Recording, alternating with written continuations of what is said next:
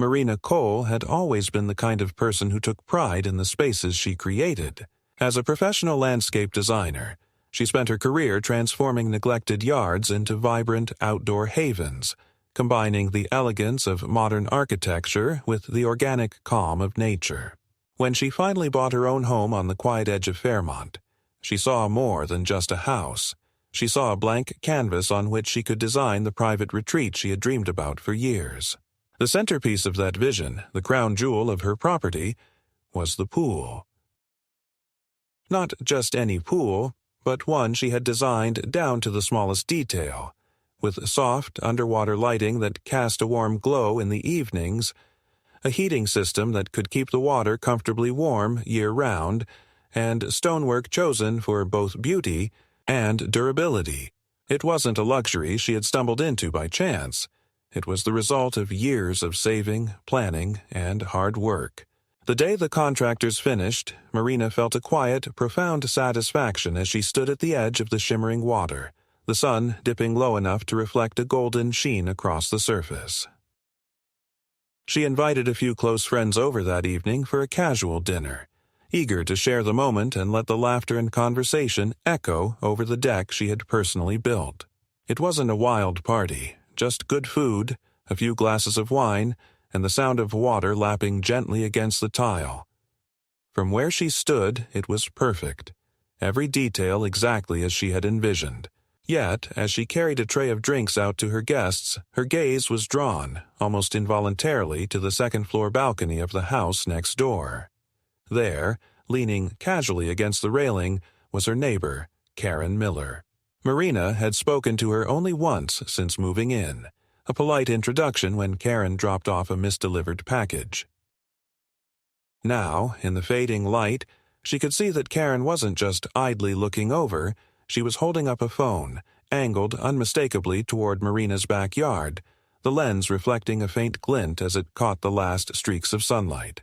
The gesture was subtle, unhurried, almost casual in its boldness, as though photographing a neighbor's property without permission was the most natural thing in the world. Marina hesitated, caught between the desire to wave in friendly acknowledgement and the nagging thought that this was something more than simple curiosity.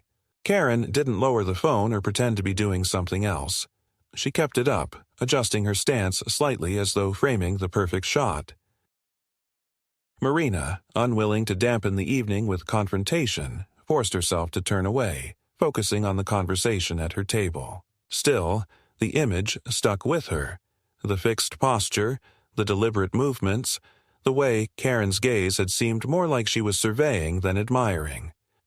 She told herself it was nothing, a harmless eccentricity from a neighbor she barely knew. And yet, beneath the hum of friendly chatter and the glow of the pool lights, a faint unease settled into the back of her mind. It wasn't enough to spoil the night, but it lingered, an intangible weight in the otherwise perfect air. 3 days after that warm evening by the pool, Marina's week had already settled into the quiet rhythm she enjoyed most.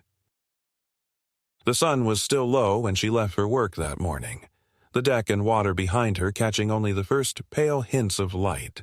She had spent the early hours finishing a new project plan for a client, her mind already drifting to the thought of a relaxing swim that evening, the water reflecting the orange wash of sunset. The weather was holding steady in that perfect late-spring balance, warm without being oppressive, and she felt grateful for the stability both in her life and in her home. That sense of calm began to unravel the moment she turned into her driveway later that afternoon. Even from the street, something felt wrong. The familiar sparkle of blue water was gone, replaced by a flat, dull expanse of brownish gray. Her pace quickened as she stepped through the side gate, and what met her eyes made her stop short in disbelief. The pool, the immaculate, painstakingly crafted centerpiece of her yard, was no longer a pool at all. It had been transformed into a giant, jagged mound of coarse gravel, the kind used for driveways and construction sites. Hundreds of pounds of it piled into the deep end, spreading upward until it buried the steps and spilled onto the surrounding deck. The water beneath, if it still existed, was invisible, suffocated under the mass. The smell of wet, concrete dust hung in the air, mingling unpleasantly with the faint trace of chlorine. The elegant pump housing she had installed had been forced open, its casing cracked, the filtration system choked with small stones. She didn't need to touch it to know the equipment was ruined. Her eyes swept the yard in search of some explanation, but nothing about the scene suggested an accident. This wasn't a few kids tossing rocks as a prank. The sheer quantity of material and the even way it had been distributed told her that machinery had been involved. And then she saw it. A laminated sign zip-tied to her wrought iron gate, fluttering slightly in the breeze. In bold block letters, it read, "Dangerous conditions. Area closed." Below, in smaller print, was a statement that the property had been temporarily secured to prevent harm to local residents. There was no official seal from any city department, no reference to municipal codes or inspection numbers. At the bottom, in place of a signature, was a printed line that simply said, "Neighborhood Safety Committee." Marina stared at the sign, a mix of confusion and anger churning in her chest. She had never heard of any such committee, and no one had contacted her about any safety concerns, real or imagined. The implication that her pool was dangerous was absurd. It had been built to code, inspected, and approved by certified professionals. The sound of a door closing drew her attention to the side, and there, standing at the edge of her own property line, was Karen Miller. Arms folded, posture rigid, her expression hovered somewhere between satisfaction and feigned concern. "I told you," Karen said, her voice carrying easily across the yard. "That thing was an accident waiting to happen. Kids play around here. Someone could drown." Marina took a slow breath, forcing her tone to remain measured. "You had no right to touch my property, let alone destroy it." Karen tilted her head, the corners of her mouth tightening into something that might have been a smile. "I didn't destroy anything. I prevented a tragedy." "You should be thanking me." The gall of the statement was almost stunning in its brazenness. Marina felt the urge to snap back, but instead reached for her phone. "I'll let the police decide what to call it," she said, dialing. Karen's eyes flickered, but she didn't move, didn't protest, just stood there as though watching a show she had seen before and knew the ending to. Marina stepped away, reporting the situation to the dispatcher in calm, factual terms. By the time she hung up, she could hear the faint, steady hum of a small engine somewhere beyond the back fence, a noise she hadn't noticed earlier. She walked to the far corner and peered through the slats, catching a glimpse of deep tire tracks pressed into the soil of the narrow service lane that ran behind the houses. The gravel hadn't been hauled in by hand. It had been delivered by vehicle, likely a small loader or dump trailer. Access to that lane was restricted. A locked gate at each end kept random traffic out, and only a handful of neighbors had keys. She did. And so, she knew, did Karen. That detail, more than the sign or the smugness, lodged itself in Marina's mind like a splinter. This wasn't just malice. It was premeditated, carried out with the confidence of someone who believed they could do it without consequence. As she waited for the police to arrive, Marina's gaze kept drifting back to the heap that had been her pool. Every stone in that pile was a violation, not just of property, but of the trust she had placed in the idea that her home was her own space, untouchable without her consent. The longer she stood there, the more that trust felt like a fragile thing already shattered. The police arrived within 20 minutes, 2 officers stepping out of the cruiser with the kind of deliberate calm that comes from years of responding to neighborhood disputes. Marina met them at the gate, explaining in detail what she had found, pointing to the mound of gravel, the damaged equipment, the laminated sign, and the fresh tire tracks visible beyond the back fence. One officer walked the perimeter, taking photographs with a department-issued camera, while the other stood with a notepad, asking Marina a series of pointed questions about who had access to the property and whether she had any prior conflicts with neighbors. She kept her voice even as she recounted the encounter with Karen, noting that the woman had essentially admitted to arranging the so-called closure. The officer's pen scratched steadily against the paper, his brow tightening only slightly when Marina explained the locked service lane and the limited number of people who held keys. When the questions were done, the officer glanced toward Karen's yard. She was still there, leaning against her fence like a spectator at a slow-moving game, her expression unreadable. The two officers crossed over to speak with her, their voices too low for Marina to hear, but she could see Karen's gestures. Wide sweeps of her hands, a shake of the head, a glance toward Marina as though painting her as the unreasonable one. After a few minutes, the officers returned, explaining that Karen denied any involvement in bringing the gravel onto the property and claimed she had only noticed unusual activity earlier that morning. Without direct evidence placing her at the scene, they couldn't make an arrest, but they had documented everything, including her statements, and advised Marina to file a formal damage report to initiate an investigation. As the cruiser pulled away, Marina stood for a long moment staring at the empty patch where the officers had been, the enormity of the situation beginning to settle like a weight in her chest. This wasn't going to be solved by a quick apology or a quiet cleanup. She called her insurance company, recounting the events again in painstaking detail, and within an hour an adjuster had scheduled a site visit for the next morning. That night, she barely slept, the image of the ruined pool and the sound of Karen's voice replaying over and over in her mind. When dawn broke, she was already outside, walking the property with a legal pad in hand, documenting every detail that might be relevant. The adjuster, a middle-aged man named Lucas with a careful manner, arrived promptly at 9. He examined the gravel, the cracked casing of the pump, the scuffs along the deck where heavy equipment had scraped past, and the faint outline of boot prints pressed into the softer soil near the steps. He confirmed what Marina already suspected. This was deliberate, requiring coordinated effort and access that not just anyone would have. Lucas took samples of the gravel for the file and asked for a list of everyone with potential access to the service lane. She provided the names she knew, watching him write them into a neat column. As he worked, Marina's eyes kept drifting to the fence line where Karen's property met her own. The curtains in Karen's upstairs window shifted slightly, just enough to suggest someone was watching. Marina kept her attention on Lucas, unwilling to give Karen the satisfaction of knowing she had been noticed.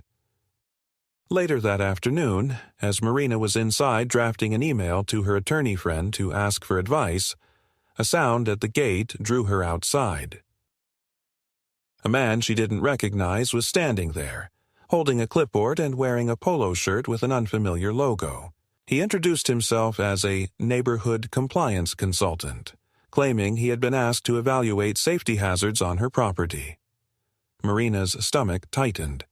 No one from the city or any legitimate agency used such a vague title. She told him plainly that he had no authority to enter and that any inspections had to be arranged through official channels.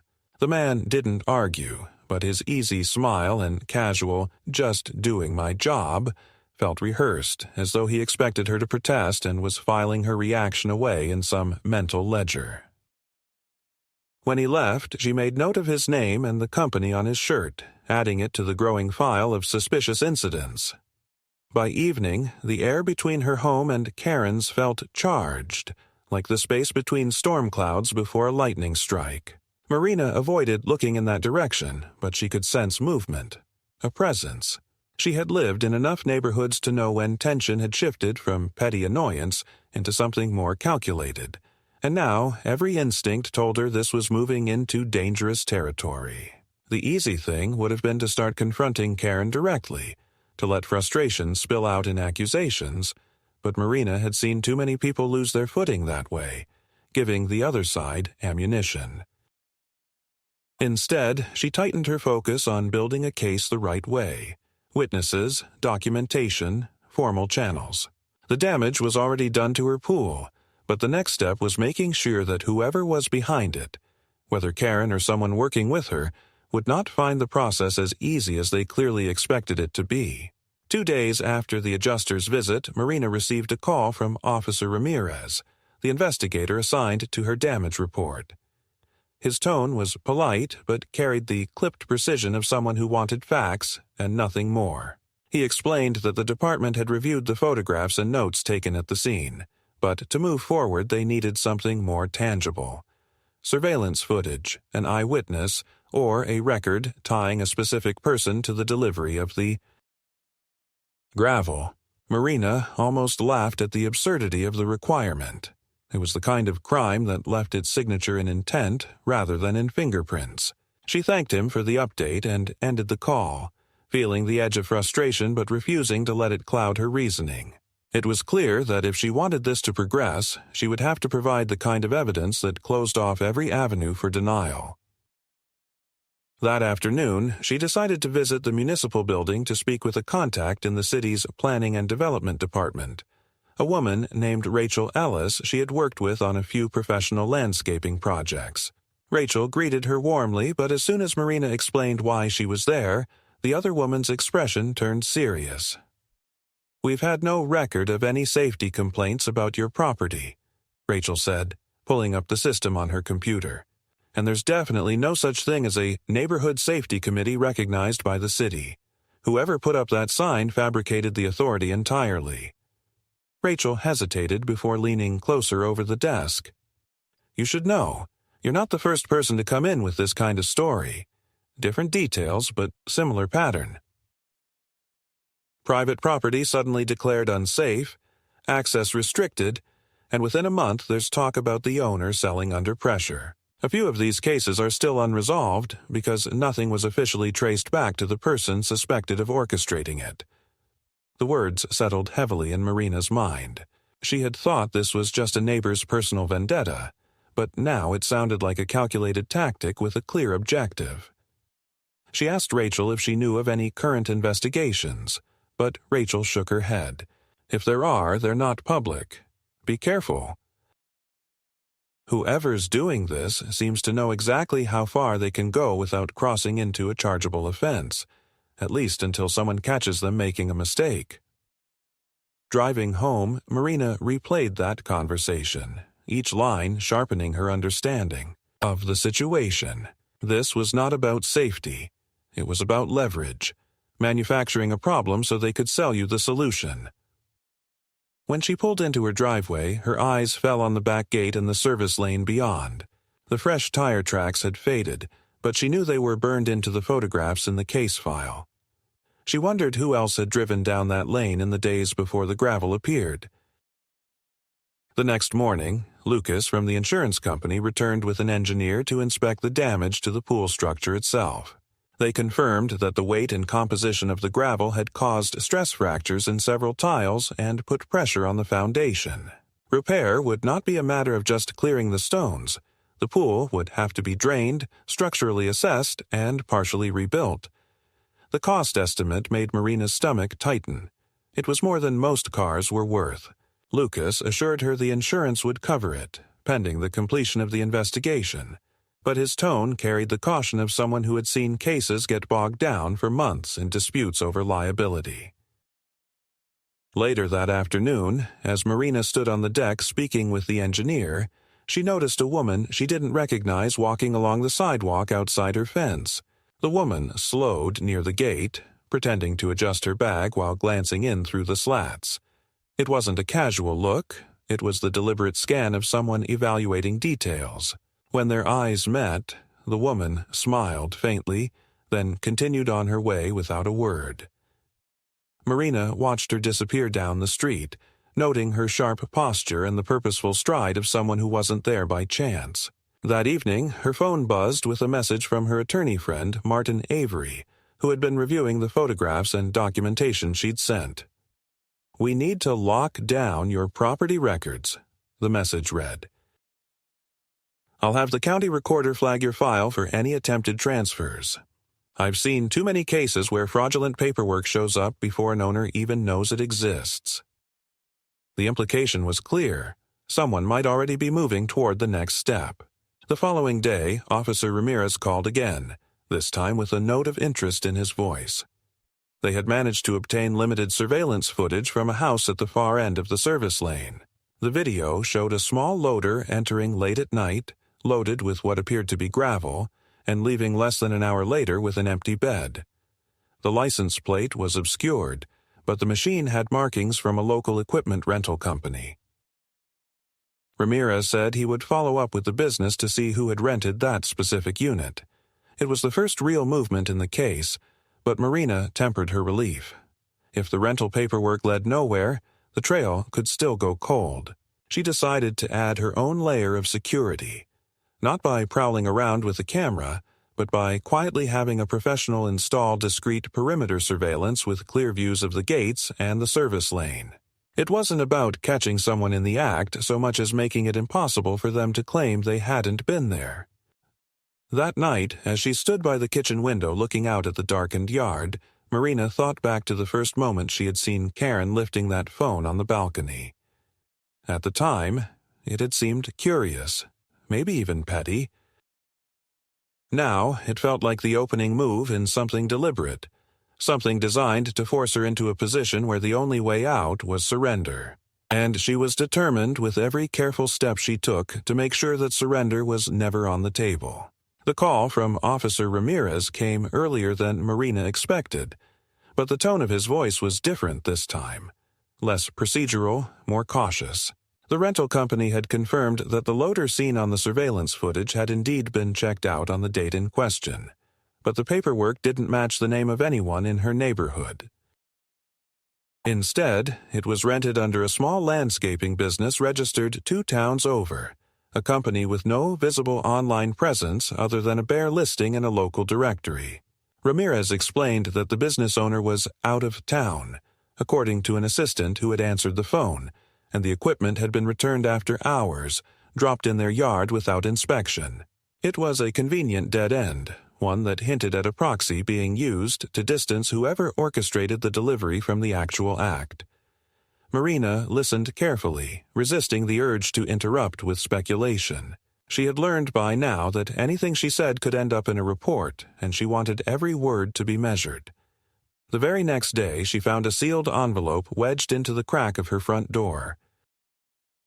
There was no return address, but the paper inside was a single-page Notice of Occupancy Review, written in language meant to sound official but riddled with vague references to community welfare and reallocation of properties to safer usage. The kicker was the closing line. Occupant advised to prepare for potential relocation upon determination of hazard status. There was no signature, no city seal, nothing that would hold up in even the most forgiving administrative process, but its intent was unmistakable. It was a threat dressed in the thin costume of bureaucracy. Marina's first instinct was to preserve the envelope exactly as it was. She slipped it into a plastic document sleeve without touching it again, and added it to the growing file she kept in a locked cabinet in her office. Then she called Martin Avery, who told her to bring it in the next morning so his paralegal could scan and archive it for evidentiary purposes. "Don't just keep it for your records," he advised. "We'll submit a copy to the police as a part of the harassment documentation. The more of these we stack together, the harder it becomes for them to pass it off as coincidence or neighborhood drama." That night, Marina was awakened by the low rumble of an engine somewhere beyond her back fence. It was a steady idle, not the quick pass of a vehicle just cutting through, and it made her pulse quicken as she slipped out of bed. She didn't switch on any lights, instead moving to the kitchen where she had a clear view of the service lane through the narrow gap between the shed and the fence. She could just make out the dark outline of a van parked at the far end, its headlights off, the faint silhouette of someone moving near the passenger side. She reached for her phone, ready to call it in, but before she could press the button, the engine revved softly and the van rolled away, disappearing into the night without ever approaching her property. Still, the message was there. Someone wanted her to know they could come close, that the boundary wasn't as secure as she liked to think. The following morning, she discovered that the latch on her side gate had been loosened, not broken, but unscrewed just enough that a firm push would swing it open. No footprints, no other damage, just that small adjustment that made the lock useless. Marina replaced the screws herself, tightening them until the metal bit into the wood, and then took photographs from multiple angles. By midday, she had already arranged for a locksmith to install reinforced hardware on both the front and back gates, the kind that would resist casual tampering. 2 days later, another escalation came. Not through physical intrusion, but through a phone call from the city's zoning office. A complaint had been filed against her property, claiming she had installed unauthorized water features without the proper permits. The official on the other end was polite but firm. They would need to review her documentation and conduct a site visit to close the file. Marina's pulse quickened as she imagined Karen smiling smugly across her fence, certain that every new complaint was another crack in the wall of Marina's resolve. But, instead of reacting with anger, she gathered her building permits, inspection approvals, and photographs from the original installation, delivering them in person to the zoning office before the scheduled visit. She wanted the record clean and indisputable before anyone set foot on her property. By the end of that week, she had begun to feel the mental fatigue of constant vigilance, the way it seeped into her thoughts even when she tried to focus on her work. But each new move from her unseen opponent only hardened her commitment to respond strategically rather than emotionally. She knew that if this campaign against her was meant to force a hurried mistake, she couldn't give them that advantage. It was a test of endurance as much as a test of evidence, and Marina was determined to make it clear. If they wanted her out, they would have to fight for every inch, and she would make sure the record of their attempts followed them long after the last stone of gravel had been cleared from her pool. The court date arrived with a sharp clarity that seemed to strip every distraction from Marina's mind. Weeks of quiet preparation with Martin had distilled the case into a sequence of facts so tight that there was no room for embellishment, no need for emotional appeals. The hearing was set in one of the smaller municipal courtrooms, but the air inside carried the tense quiet of a space where reputations could unravel in a matter of hours. On the table in front of her sat neatly labeled binders, photographs of the gravel-filled pool, images of the damaged filtration system, close-ups of the laminated danger sign, the police report from Officer Ramirez, the insurance assessment, the zoning clearance documents, and, perhaps most damning of all, the copy of the equipment rental log showing the loader used in the incident. Across the aisle, Karen sat with an attorney whose expression suggested he had underestimated the weight of what he was about to defend. She wore a pale suit that tried to project composure, but her eyes flicked often to the judge, as if searching for some early signal of favor. When the proceedings began, Martin led with the methodical precision of someone constructing a bridge. Every piece had to lock into place before the next could be set. He began with the foundational proof that the pool had been legally built and inspected, sliding across the permits and signed approvals from the city. From there, he introduced the photographs of the damage, laying them out in sequence to demonstrate the extent of the destruction. The judge's gaze lingered on the image of the cracked pump housing, and Martin took that moment to transition into the insurance adjuster's report, which stated in unequivocal terms that the damage was the result of deliberate human action, not accident or weather. Karen's attorney attempted to argue that there was no direct evidence tying her to the act, but Martin was ready. He called Officer Ramirez to the stand, and the officer's testimony was measured, factual, and devastating in its accumulation. Ramirez confirmed the restricted access to the service lane, the limited number of residents with keys, and the rental record from the local equipment supplier. While the rental paperwork did not bear Karen's name, the address and phone number listed matched those of a relative, her nephew, who had no legitimate reason to be operating heavy machinery in the neighborhood at that hour. The defense tried to dismiss the rental link as circumstantial, but Martin countered with the testimony of the neighbor at the far end of the lane, who described hearing the sound of a loader pass in the night and seeing its lights stop briefly behind Marina's property. He hadn't thought much of it at the time, but the memory returned sharply when the gravel appeared. His statement, combined with the rental log and the restricted access, created a chain of probability so tight that it left little space for doubt. When it was Karen's turn to speak, she leaned heavily on the argument of community safety, claiming she had acted out of concern for neighborhood children and that the pool posed a hazard. But without any city inspection reports or official complaints predating the incident, her words fell flat. Martin pressed her on the authenticity of the laminated sign, asking where it had been printed and by whom. Her answer, "I don't remember," hung in the air like a weight, the silence that followed doing more damage than any of Martin's direct questions could have managed. By the time closing statements were made, the momentum was irreversible. The judge's decision was deliberate and precise.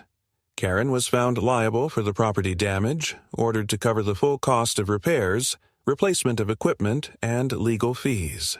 Additionally, the fabricated safety notice and unauthorized entry onto Marina's property were noted as aggravating factors, and the matter of the falsified notice of occupancy review was referred to the county prosecutor for separate consideration. Marina sat still as the words sank in, her hands folded in her lap, her breathing steady. The victory was not about triumph over a neighbor.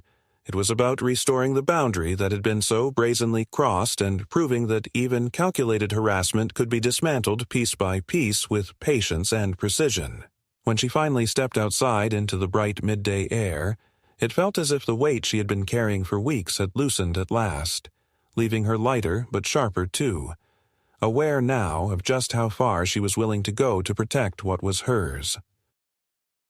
The repairs took weeks, but with each day that passed, the yard began to look like hers again. The gravel was hauled away, the cracked tiles replaced, the filtration system rebuilt with upgraded components that promised to run smoother than before. Marina oversaw the work with a quiet focus, no longer just a homeowner tending to her property, but someone reclaiming ground she had been forced to defend. The high steel gates she had ordered arrived before the pool was even refilled, their reinforced locks clicking shut with a sound that felt almost ceremonial. Neighbors stopped by occasionally, some offering congratulations, others sharing stories of their own close calls with quiet attempts to push them out of their homes. It became clear that her fight had not only been for herself, and that awareness settled over her with a mix of pride and resolve. Karen's house, once the hub of unspoken tension on the street, grew strangely still in the days following the judgment. Curtains stayed drawn, the driveway empty for long stretches. When a moving truck finally arrived one morning, there were no goodbyes exchanged, no lingering farewells, just the slow removal of boxes and furniture until the place stood bare. Marina didn't watch the departure with gloating or satisfaction. She watched it with the same measured composure she had carried through the entire ordeal, knowing that her victory had come not from forcing someone out, but from refusing to be forced. Herself. On the first evening after the pool was refilled, she stood alone on the deck, the water calm and perfect under the soft light she had chosen months earlier. The air was quiet, the kind of quiet that belonged to a space truly your own, and as she breathed it in, she felt the steady certainty that no matter what came next, she would never again doubt her ability to defend what she had built.